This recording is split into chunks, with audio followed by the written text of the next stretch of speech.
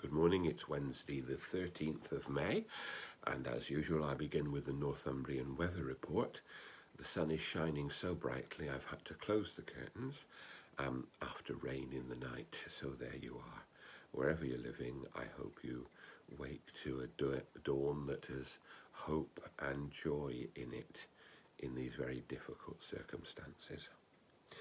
I read the Gospel earlier on, and it's from John chapter 15, verses 1 to 8. You'll hear it in full later on. But it starts with this startling statement. Let me read it to you. I am the true vine, and my Father is the husbandman. Every branch in me that does not bear fruit he takes away, and every branch that bears fruit he trims clean, so that it may bear more fruit. You are already clean because of the word I have spoken to you. Remain in me and I in you. And it goes on in that same vein. And it's this marvellous picture of us being grafted into Jesus, into the church, into God, into the life that comes.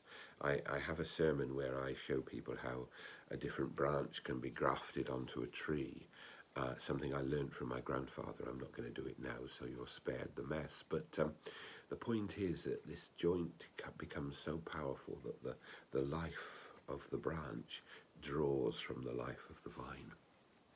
And then there's the bit about stuff being thrown away, pruned. And some people sort of take it in this way, here we have the non-fruit, those people, and the fruit-bearing, those people. Throw the non-fruit-bearing things, people, into the fire and feed the fruit-bearing ones. And people use that to justify a picture of judgment where thousands and thousands and thousands and millions and millions and millions of people are condemned. I think there's another way of looking at it, and it's similar with the story of the wheat and the tares growing together. I think of it in terms of myself. I know more than any of you, well, perhaps slightly less than Lynn, but I know more than most of you what I'm really like. I know the things inside me that I wouldn't want brought into the public. I know the things inside me that inhibit me from growing into the fullness of what Christ wants me to be.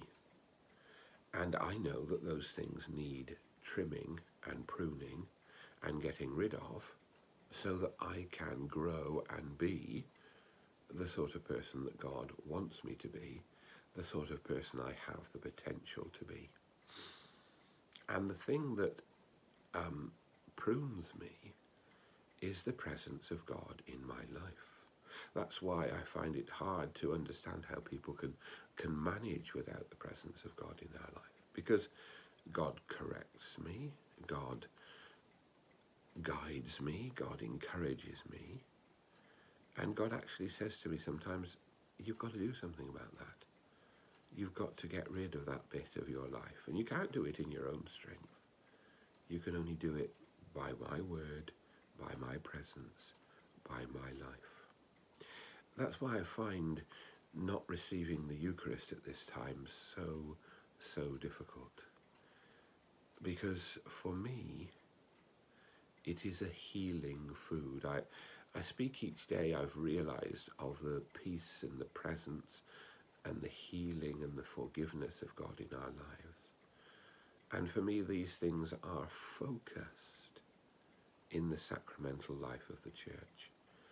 And being denied those things is a great loss, a loss that we need to acknowledge. Zoom church and film church like this and all these other things are marvellous, but they don't really compensate for the way in which the sacramental life of the church has sustained Christians for generations, for 2 millennia. Gregory Dix, who we celebrated this week, makes this point. that this sacrament has sustained people year by year, day by day, moment by moment through their lives. And this is God's plan for us, that we can be rooted in his love, pruned by his word, nourished by his sacraments. And so we long for that time when we can share again in that sustaining and feeding love of God. May God bless us all.